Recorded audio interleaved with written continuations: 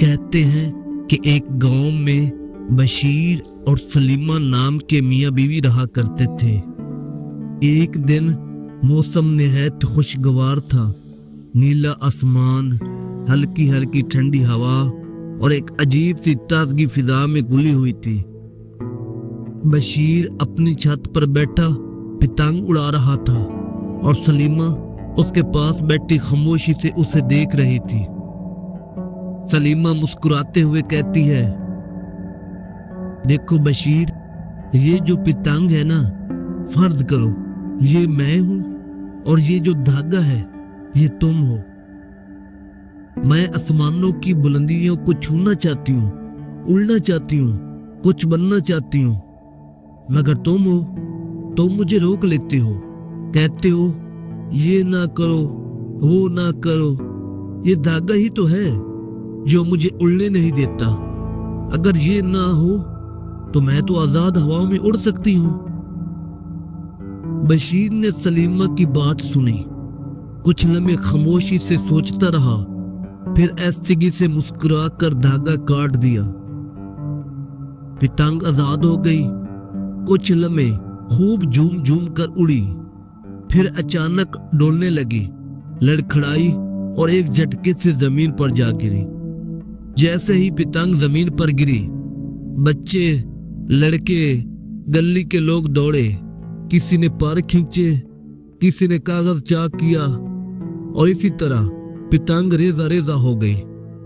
تو اس وقت بشیر سلیمہ سے پیار سے کہتا ہے، سلیمہ، کبھی کبھی جو چیز ہمیں روکنے والی لگتی ہے وہی دراصل ہمیں سنبھالنے والی ہوتی ہے۔ جب تک پتنگ دھاگے سے بندھی رہتی ہے وہ ہوا سے لڑ سکتی ہے اور بلا خوف اونچی اڑان بھر سکتی ہے، اور اگر گر بھی جائے تو اس کی ڈور آدمی کے پاس ہوتی ہے جو اسے کھینچ کر واپس لا سکتا ہے۔ اسی طرح جب تک عورت مرد کے سہارے اڑان بھرتی رہتی ہے تو عورت کے ساتھ کچھ بھی ہو جائے تو مرد اسے سنبھال لیتا ہے، اور جب پتنگ آسمان پر خوب اونچی اڑنے لگتی ہے تو لوگ سب سے پہلے اس کے دھاگے کو کاٹنے کی کوشش کرتے ہیں، کیونکہ اصل طاقت اڑان میں نہیں ہوتی بلکہ اس دھاگے میں ہوتی ہے جو اسے سنبھالے ہوتا ہے۔ اسی طرح جب عورت کامیابیوں کی بلندیوں کو چھو رہی ہوتی ہے تو لوگ سب سے پہلے اس کے سہارے کو یہ کہہ کر دور کرتے ہیں کہ یہ تمہارا سہارا نہیں ہے بلکہ یہ تمہاری کامیابیوں کے راستے میں بننے والی رکاوٹ ہے، اور عورت اپنے سہارے سے خود ہی دور ہو جاتی ہے۔ لوگ پتنگ کی طرح جب تک عورت بلندیوں کو چھونے کے قابل ہوتی ہے اس کو اپنے پاس رکھتے ہیں، اور بعد میں دوسروں کے سہارے چھوڑ دیا جاتا ہے یا اسے ختم کر دیا جاتا ہے۔ اور اگر دھاگا خود ہی کاٹ دیا جائے تو پتنگ تھوڑی دیر تو آزاد رہتی ہے، پھر یا تو زمین پر گرتی ہے یا کسی کے ہاتھ لگ کر بے قدری کا شکار ہو جاتی ہے۔ اسی طرح عورت کو بھی جب آزاد چھوڑ دیا جاتا ہے تو بہت سے لوگ اس کے ارد گرد اکٹھے ہو جاتے ہیں جو اس کو نوچنے کے لیے آتے ہیں۔ جب بشیر نے یہ دلائل دیے تو سلیمہ خاموش ہو گئی۔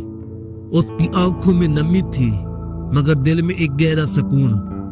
اسے اندازہ ہو چکا تھا کہ دھاگا قید نہیں، ایک حفاظت ہے، ایک ایسا رشتہ جو چاہے روک کر رکھے مگر زمین پر کبھی گرنے نہیں دیتا۔ تو یاد رکھو، ہر روک ٹوک، ہر رکاوٹ دشمنی نہیں ہوتی، کبھی کبھی یہ محبت کی خاموش علامت بھی ہوتی ہے۔ اور جب کوئی تمہیں روک رہا ہو تو دھیان سے دیکھنا، شاید وہ تمہیں گرا نہیں بلکہ سنبھال رہا ہو۔